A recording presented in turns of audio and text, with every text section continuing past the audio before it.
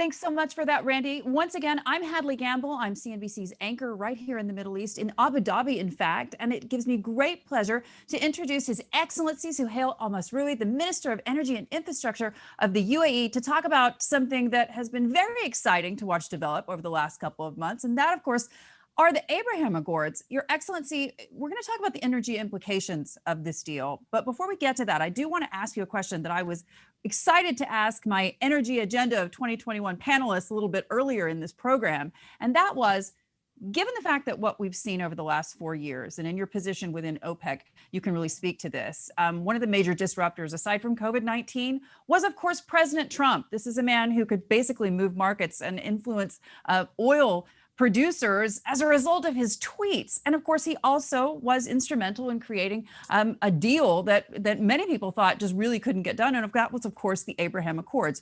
Do you believe that President-elect Biden is going to have the same kind of impact on energy markets that we saw President Trump have over the last 4 years? Well, first of all, it's great to be with you, Hadley, and addressing the Atlantic Council. I think the United States of America is a major player now, where with its production, with the fact that this industry that has been developed through the shale oil and gas has created lots of jobs and created an economy by itself. I think the role of the United States, whether President Biden and the new administration be vocal on Twitter or not, but the role of the United States will be always important. And we are very happy with the cooperation that we have done during the pandemic. It was, I think, unheard of that we been talking about it in the G20 summit, and the cooperation that we reached with everyone contributing. That's what made the market stability, helped, of course, by what we did as an OPEC Plus. But I think the help we got from everyone, including the producers from the US and Canada and South America and Norway, have helped us achieve the recovery that we have done so far. So you hope that you'll get the same level of engagement from the Biden White House that you saw from the Trump without the tweets. I want to ask you about the Abraham Accords specifically, because this opened up so many areas of cooperation. We're talking so much right now about investment. We're talking about cultural collaboration as well. But in terms of the energy markets, I had the chance to speak at the end of last year with U.S. Energy Secretary Dan Brouillette, and he was talking to me about the politics of pipelines. He was talking about the importance of that in terms of connecting the region to the world, and also ensuring, frankly, the security and safety of oil supplies, not just to Asian markets, but also to the rest of the West. Walk us through how the pipelines are going to play out with regards to the Abraham Accords, because there are politics involved as well.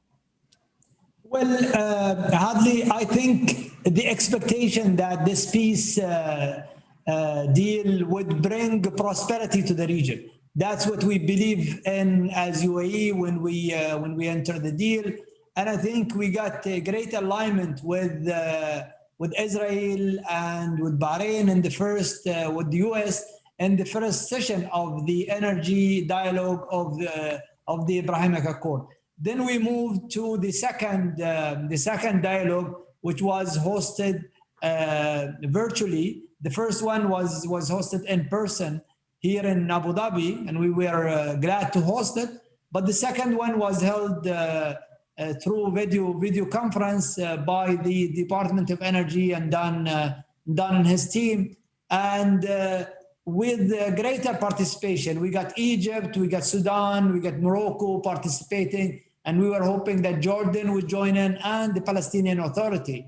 So talking about the future of this relationship, I think is exciting. We have been discussing, and we discussed it, of course, in the dialogue, the interconnection between the GCC and Iraq and GCC with Egypt and Jordan, hopefully. And then once we connect with Jordan and Egypt, it will be very easy because they are already connected with, I'm talking electricity, they are already connected with Israel, and there are trades between them. So it's not far, even though you would think that it's far away target. But I think with the objective of prosperity and the objective of reducing the carbon footprint through interconnecting with each other, I think we can do it. And of course, we need others to join us. And we're hopeful that in the future, the United States will play a key role in keeping this dialogue. And we got assured that the new administration would also carry on this dialogue. And we have discussed as well projects in certain countries. And I'm sure that investors and projects would bring us together, and we can help some of the countries which have energy poverty, like Sudan and others, to catch up and get some interesting projects in their countries. When you think about this with regards to those projects, what's the timeline for the interconnectivity that you're talking about when we're thinking about beyond the GCC, beyond the region? How quickly do you think that we're going to be able to see that happen as a result of the Abraham Accords? Well, I'm optimistic that by 2030 we should have implemented projects. As we speak now, we are connecting with Iraq, and I think the time it took was not very long to come to that decision. I think Jordan is not far from us, and Egypt, Saudi Arabia, they can interconnect. And there has been a discussion between us and the GCC and the Arab League in interconnecting with the North African countries. So I'm hopeful that by 2030 we can achieve great milestones in the interconnectivity. When you think about that a little bit more broadly in terms of that level of investment, we're talking about institutional investment. We're also talking about potentially the IMF, the World Bank. Where are you looking for that investor pool with the projects that you want to achieve? Well, what we encouraged in the meeting, we encouraged the countries to come up with projects, present them to the other countries, and especially what we would request from the US to help us with some institutional investors.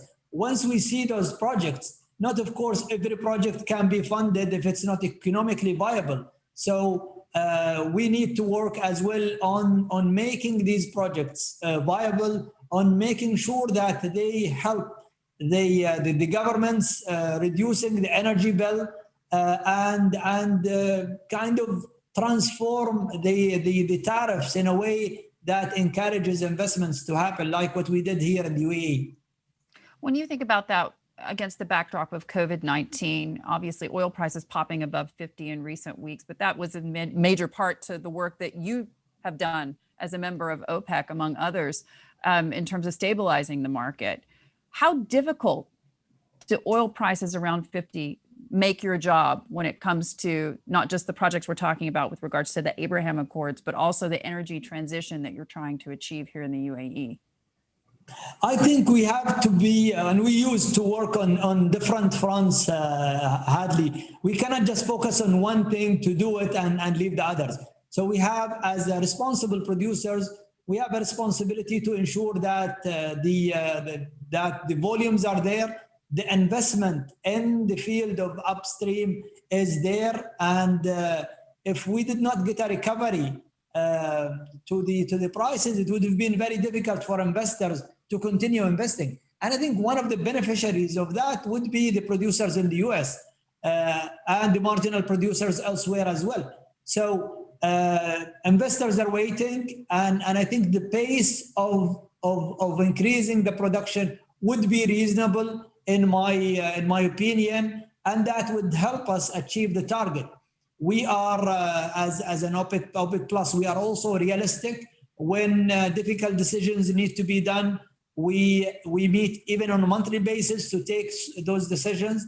And it was very clear in our recent decision to freeze and not to increase the production for February and March because of the circumstances that we have seen in the development of, or the third wave of COVID-19 and the new version of it. So we are in meeting, in dialogues always, and we will always do it. At the same fronts, we are developing our strategies when it comes to interconnecting, trying to work on the environmental aspects of reducing the emissions, and doing very exciting projects in looking at hydrogen, for example, as a strategy for us here in the Emirates, blue hydrogen and green hydrogen. We are looking as well to continue the large scale solar projects here in the Emirates. So, and I'm sure other countries are doing the same. So we have to work on different fronts. When you think about Iran, for example, you and I have had this conversation so many times about energy security, when we talk about oil products moving through the Strait of Hormuz, mostly to Asian markets now, at least from this part of the world.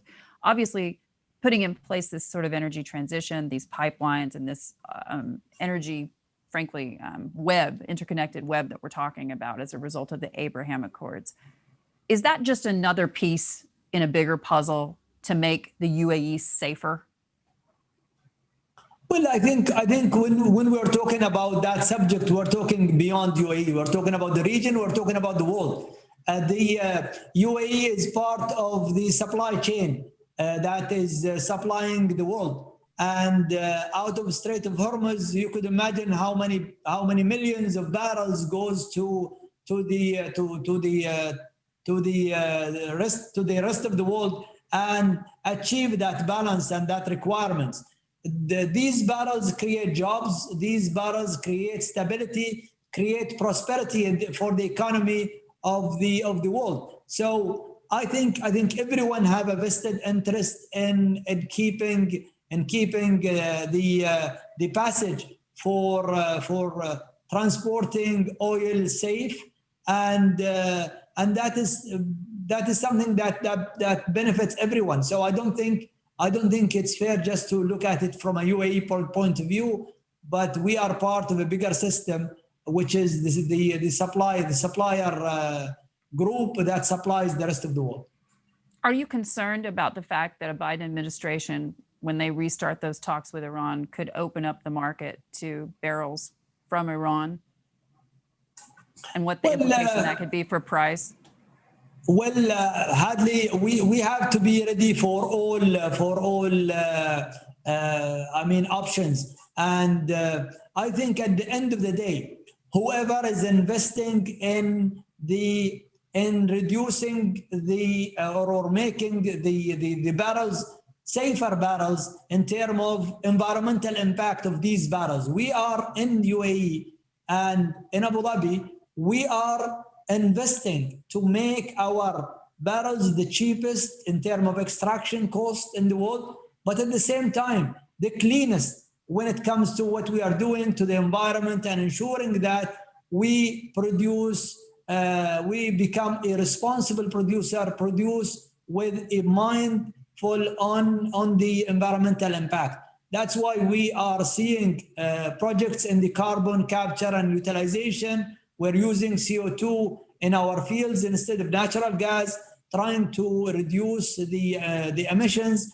We are trying as well to look at it from all aspects of our operations, from venting, reducing or eliminating venting, and reducing or eliminating the flaring. So different fronts, but what we are targeting to become the lowest cost operator, but at the same time, the most responsible in terms of environmental impact. And doing that, we believe that our barrels will find their way to the market, and we will be among those who have invested wisely in the future. And is the Marbon Exchange a part of that strategy? Of course, of course. When you think about that, the Marban strategy, you've also, of course, talked a lot about renewables. It's something that obviously the UAE has been at the forefront of, frankly, of all the GCC countries in terms of that energy transition. We've now talked about the security of energy markets provided by, what we're trying to do with these pipelines and this energy narrative within the Abraham Accords. Is there a scenario in which the UAE would ever consider leaving OPEC?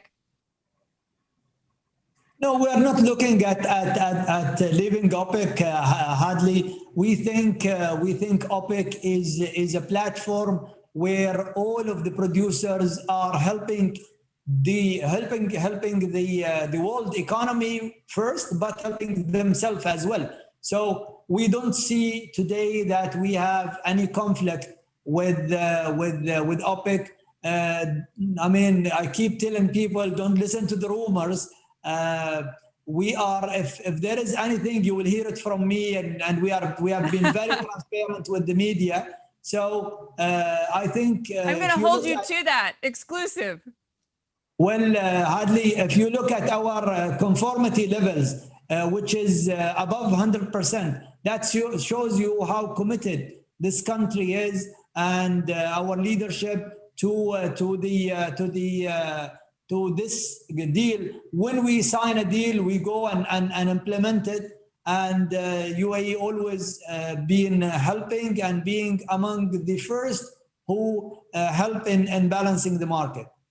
It's a tough one, though, isn't it? Because within balancing the market, you also are calling for, well, not calling for it, but setting up for oil prices at a certain range. And at this point, we continue to see the reports, not just what we saw from the IEA in terms of oil demand outlook, but also, of course, the implications for an economy like the UAE's, because we're talking about all of this against the backdrop of COVID-19. Well, Hadley, we need to look at the bigger picture. And when we are doing, but can you afford to do that, and for how long? Well, there is a plan as it's stipulated in the recovery plan that we put for the market, which will take us to April 2022. So we were supposed to get to the 5.7 million instead of the cut that we're doing now. But we decided to delay it for a couple of months because of the reasons that I mentioned. And we know that would be required for us to remove some of the inventories barrels that has been overstored. And as long as that inventory overstorage is there, then you don't have a balance. So we need to work on making sure that the economy, or there is a demand, and we produce as per the demand, but at the same time we continue drawing down on the inventories until we reach some reasonable levels, and hopefully that will be done by the time that we set, the time frame that we set, which is April 2022. And even though I'm optimistic that we would reach it before, but let's say even if it takes us to that date, then I think that will take us to balance. Your Excellency, I want to ask you a question specifically about Iran and Israel, in the sense that obviously what you're doing with regards to the Abraham Accords from at least the energy perspective could frankly make life a heck of a lot easier for a number of players in this part of the world, Lebanon, Jordan, as well as Israel. From the security perspective, were a rapprochement with Iran made possible via conversations within the GCC and the Biden administration, possibly facilitated even by Qatar, do you believe that your agreement with Israel could at some point lead to an interconnectivity of energy between Iran and Israel and the broader Middle East? In other words, this is a conduit for peace. Well, I can only talk about the UAE and this relationship, Hadley. I'm not in any part of my job is not to talk about the other countries, but I can tell you that we in UAE, we believe in prosperity. We believe that this peace will bring to the young people in our two countries, both Israel and UAE, will bring peace, will bring prosperity, and we think that we can complement each other.